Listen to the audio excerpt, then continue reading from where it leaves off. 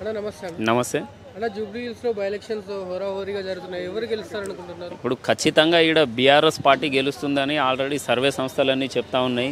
అలాగే గల్లీలలో ప్రజలు కూడా అదే చెప్తా ఉన్నారు. ఇప్పుడు ఏ చిరు వ్యాపారిని అడిగినా అదే చెప్తున్నారు, ఏ గవర్నమెంట్ ఉద్యోగిని అడిగినా అదే చెప్తున్నారు, ఏ ప్రైవేట్ ఉద్యోగిని అడిగినా అదే చెప్తున్నారు. జూబ్లీ హిల్స్ నినాదం ఒక్కటే, ఈసారి ఖచ్చితంగా బీఆర్ఎస్కి ఓట్లేసి గెలిపించాలని చెప్పేసి ఉన్నది. అన్న బీఆర్ఎస్ వర్సెస్ కాంగ్రెస్ కి టఫ్ ఫైట్ అంటున్నారు, నిజమేనా? ఇప్పుడు టఫ్ ఫైట్ అనేది ఏం లేదు, అది వాళ్ళు ఊహించుకుంటున్నారు. ఇప్పుడు టఫ్ ఫైట్ ఎట్లుంటుందండి? ప్రజలందరూ వన్ సైడ్ ఉన్నప్పుడు టఫ్ ఫైట్ ఎట్లయితుంది? ఇప్పుడు నవీన్ కుమార్ యాదవ్ గారు ఇక్కడ ఉన్న వ్యక్తి, ఆయన నామినేషన్ వేసిర్రు. నామినేషన్ వేస్తే ఆయన నామినేషన్ ర్యాలీకి వచ్చిన వ్యక్తులు ఎవరండి? జూబ్లీ హిల్స్ నియోజకవర్గ ప్రజలు వచ్చిరా, బయట నుంచి అందరు రౌడీ షీటర్లు వచ్చిరా? ఇప్పుడు బయట నుంచి మంది మార్బలాన్ని తీసుకొచ్చి నువ్వు జులూస్ తీసుకోగలవు 1,00,000 మందితో, కానీ ఆ మంది మార్బలాన్ని తీసుకొచ్చి నువ్వు ఇక్కడ ఓట్లు వేయించుకోలేవు కదా.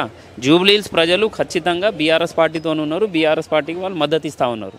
అన్న బీసీ ఓట్లు, ముస్లిం ఓట్లు వన్ సైడ్ కాంగ్రెస్ పార్టీ కంటే టాప్ అవుతుంది, నిజమేనా? ఇప్పుడు బీసీ ఓట్లు, మైనార్టీ ఓట్లు, ఓసీ ఓట్లు అనేది ఏం లేదు, మొత్తం వన్ సైడ్ ఓట్లు.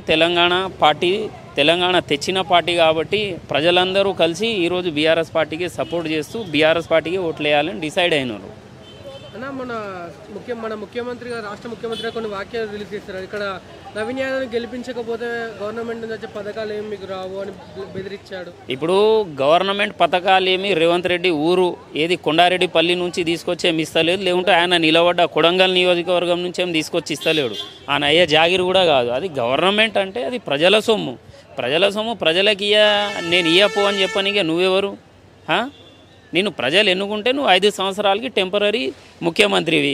రాహుల్ గాంధీ చల్పో అంటే నువ్వు ఆ కుర్చీ మీద నుంచి లేచి ఇంటికి వెళ్ళిపోవాలి. నువ్వు ఎవరిని పోయి ఇయ్యనికే ఇయ్యకపోనీకే ప్రజలకు. అన్న ఇప్పుడు హైదరాబాద్లో బీఆర్ఎస్ హవా ముందులానే ఉందంటారా? ఖచ్చితంగా బీఆర్ఎస్ హవా. హైదరాబాద్ ప్రజలు ఎప్పటికీ ఎల్లప్పటికీ కూడా ఖచ్చితంగా బీఆర్ఎస్ పార్టీకి మద్దతు ఇస్తారు. ఖచ్చితంగా వాళ్ళు బీఆర్ఎస్తోనే నడుస్తారు. ఎందుకంటే బీఆర్ఎస్ పార్టీ చేసిన అభివృద్ధి ఈరోజు జూబ్లీ హిల్స్ ప్రజల కళ్ళ ముందర ఉన్నది. బీఆర్ఎస్ సిట్టింగ్ సీట్ మళ్ళీ గెలిచే ఛాన్స్ ఉందంటారా? బాజాప్తా గెలుస్తామండి. ఎందుకు గెలవం? ప్రజలు ఈరోజు మాకు మద్దతు తెలుపుతా ఉన్నారు. ఓటర్స్, ముఖ్యంగా మహిళా ఓటర్స్ అంతా వన్ సైడ్ వేయాలని డిసైడ్ అయిపోయి ఉన్నారు. కాబట్టి మేము గెలుస్తామనే ధీమా మాకున్నది. గోపన్న గారు చనిపోయాక తన భార్యకు సీట్ ఇచ్చారు కదా, తమకు సింపతి ఓట్లు అని అంటున్నారు. దానిపైన మీ అభిప్రాయం? ఇప్పుడు సింపతి ఓట్లు అనేది, ఇప్పుడు జనరల్గా సింపతి అనేది ఎవరికైనా ఉంటుందండి. ఒక కుటుంబంలో మన వ్యక్తి ఎవరైనా చనిపోతే మనకు ఆ బాధే కదా అండి. మనకు సింపతి ఉంటుందా ఉండదా? ఇప్పుడు ప్రజలు కూడా మనుషులే కదండి, వాళ్ళకు కూడా బాధ ఉంటుంది.